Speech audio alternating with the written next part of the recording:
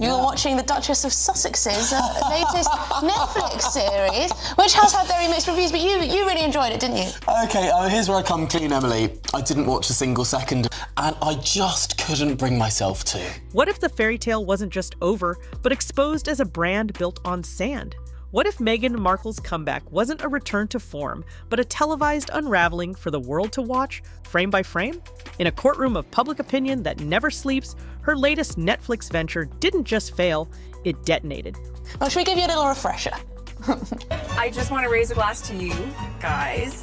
This feels like a new chapter that I'm so excited that I get to share, and I've been able to learn from all of you, so just thank you for the love and support. Once championed as the modern face of empowerment, Meghan's glossy new docuseries, With Love, Meghan, has crashed harder than anyone predicted. Behind the filtered smiles and kitchen montages, critics saw something else. A collapsing empire, a desperate rebrand, and a woman clinging to a title the world's no longer buying. Netflix poured in millions. Meghan served up bath salts and self-help quotes. And the audience, they didn't just walk away, they turned off the screen. But the real drama isn't what aired, it's what happened after. Behind closed doors, insiders are whispering, lawsuits, branding disasters, even royal backlash. Because this wasn't just a flop, it might be the end. Now, you must be literally a bundle of wits waiting for this incredible new show, With Love, from Meghan. You must be waiting for it. I mean, Meghan, some of her advice that she gave People magazine this week was how she likes to take her Chinese takeout and make it look beautiful on the plate. And, you know, that's the kind of advice I'm looking for. When With Love, Meghan launched, it was supposed to be a media moment. Netflix had cleared the runway, handed her a budget rumored to be in the multi-millions, and positioned her as a centerpiece of their spring lineup. But instead of dominating the charts, Meghan's docuseries failed to even dent them. In its debut week, the show didn't break into Netflix's top 10 in the United States, the United Kingdom, or Canada. It was beaten out by vintage sitcoms, foreign soap operas, and nature documentaries. Not exactly the kind of headline Netflix wanted. Platforms like Nielsen and Flix Patrol tracked the crash in real time. Meghan's big moment faded into a digital abyss. Some inside Netflix have reportedly called it the most expensive misfire they've ever greenlit. Meghan was nowhere to be found in the paperwork. She received a brief mention when she was the butt of a joke by one of the comedians on stage. And the worst part? This wasn't just a bad show, it was an embarrassment. Critics didn't hold back. The Daily Telegraph slammed it with a 1-star review, calling it mind-numbingly shallow. The New York Times called it an influencer diary disguised as a docuseries. Even The Guardian, usually more diplomatic, branded it a disaster of self-importance. And in a world where public perception is everything, that kind of universal backlash doesn't just sting, it scars. Meghan didn't just lose viewers, she lost credibility. And in Hollywood, that might be worse. While the world mocked her latest failure, behind the scenes, Meghan Markle was reportedly unraveling. According to sources close to the production, the Duchess-turned-content creator wasn't taking the criticism lightly. Let's start with the reaction to Meghan Markle's new cooking show. I should say Meghan Sussex, because she prefers that these days. It's called With Love, Meghan. It's been ripped to pieces. Industry insiders claim she went into full damage control, summoning her PR team for emergency strategy meetings and even threatening legal action over online commentary. Some insiders say she was obsessed with scrubbing negative press and tried to silence memes mocking her performance. But no amount of cease and desist letters could erase the public's reaction. But she's cooking with a makeup artist, if you can even call it cooking. At one point, from what I understand, she removes pretzels from one bag and then puts them somewhere else in another bag. I mean, is that really a cooking program? Social media was brutal. Hashtags like #Duchess of Drama and #Meghan Oscar Tears trended for days. Viewers posted side-by-side comparisons of her emotional scenes with screenshots showing dry eyes and over-rehearsed sobs. One body language expert went viral after pointing out that Meghan kept wiping the same spot on her cheek despite no actual tears. It wasn't just skepticism, it was disbelief. This has been your makeup artist for how many years? And when he slices his hand open, you're surprised when he tells you he's left-handed. I mean, none of it makes sense, Rita. Even former allies in the media were unusually silent, with outlets like Vogue and Vanity Fair offering no praise, no support, not even a mention. That kind of silence in celebrity culture? It speaks volumes. Meghan may have curated a platform, but it turns out the platform wasn't buying what she was selling. and neither was Netflix. Their review title was "With Love, Meghan is a Montecito ego trip not worth taking." That's all it is. It's a vanity project. Ooh. One of the most infuriating aspects of the show wasn't the content. It was the branding. Despite stepping back from royal duties in 2020 and publicly criticizing the monarchy on multiple occasions, Meghan continued to use her royal title, the Duchess of Sussex, in all promotional material for With Love, Meghan. Making candles in some mansion, or playing with my it's just bizarre because it's not reality based, it's not raw and real. Viewers saw it stamped on trailers, posters, and even the opening credits. For many, it felt like hypocrisy. You can't reject the crown and cash in on it at the same time. Royal commentators called it a disgrace. Constitutional experts called it misleading. And Buckingham Palace? They were reportedly watching closely. Some sources claim there have been quiet discussions about restricting title use in commercial ventures going forward, a move that could strip Meghan of the branding advantage she's leaned on for years. Public opinion followed suit. Social media lit up with accusations of double standards.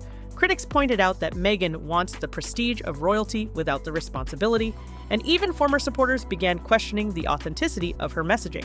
Because when the brand is built on truth and empowerment, but the foundation is borrowed prestige, things tend to fall apart fast. Meghan may have thought her title was a shield, but now it looks more like a target.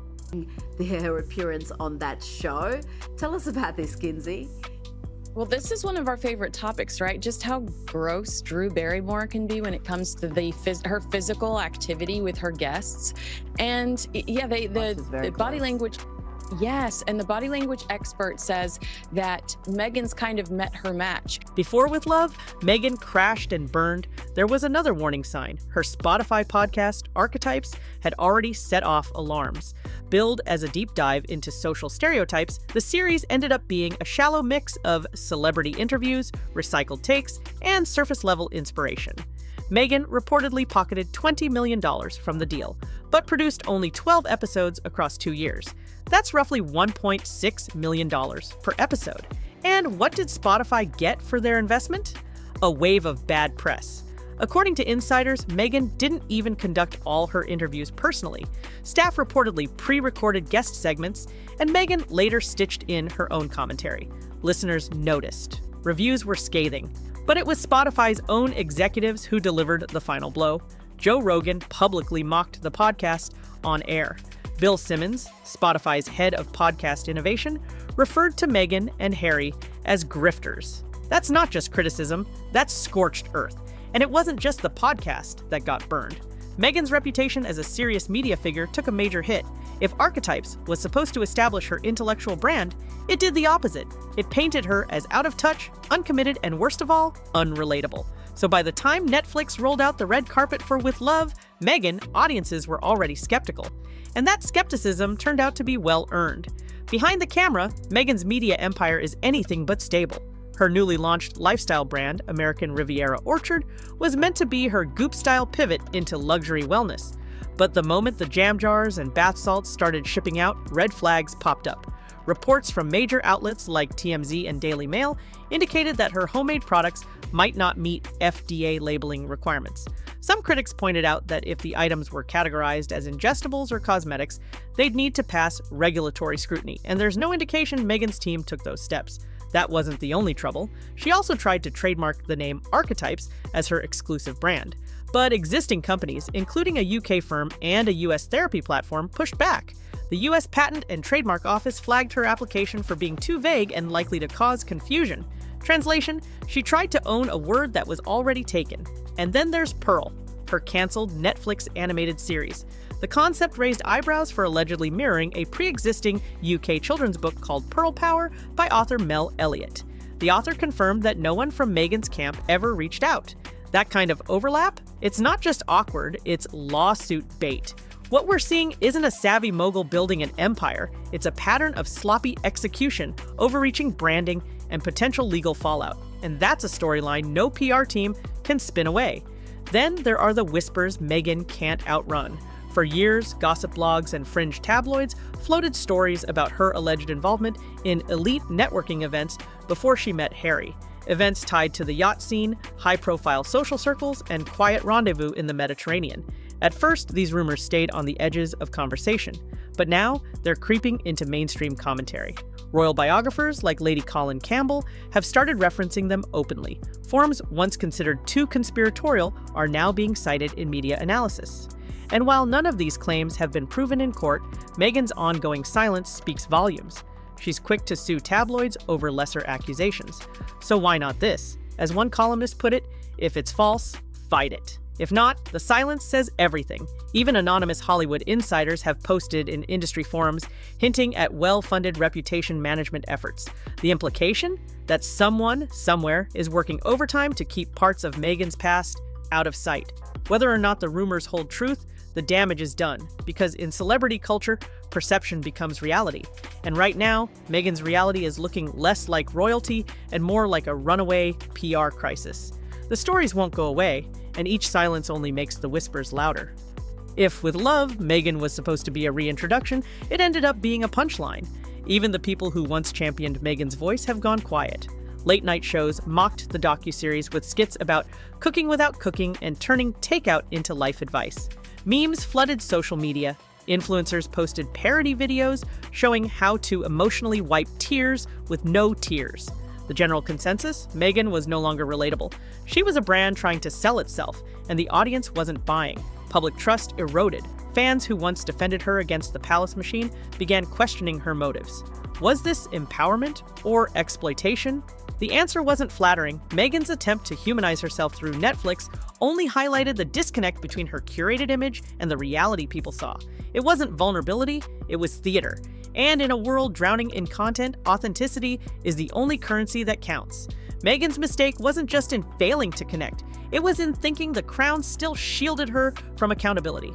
Now, even that shield is cracking. With every failed project, every silent denial, every branding misstep, the Duchess of Sussex brand moves one step closer to irrelevance, or worse, ridicule. Because once the audience starts laughing at you, it's hard to get them to listen again. What began as a royal rebrand has turned into a full-blown collapse. Meghan Markle didn't just have a flop, she had a media implosion. Netflix bombed, Spotify pulled the plug, legal red flags are multiplying, and the past she tried to leave behind, it keeps resurfacing like a ghost. The Duchess of Sussex might have set out to control the narrative, but the narrative has turned on her. The public no longer sees a woman rising above unfair treatment. They see a woman spinning, calculating, and clinging to a crown she supposedly left behind. Every tear questioned, every deal scrutinized, every silence interpreted. In a culture that demands transparency, Meghan gave them a mirror. But the reflection, cold, curated, and corporate, left audiences unmoved. And in the court of public opinion, that's a fatal verdict. So what happens now? Will Meghan double down or finally step back? Will the palace intervene? Or will the headlines get even uglier? One thing's clear, this isn't just a rebrand gone wrong. It's the unraveling of a public figure who thought she could outplay the game, but may have become its biggest casualty. Drop a comment if you're ready to hear the full truth. Because this story, it's just getting started.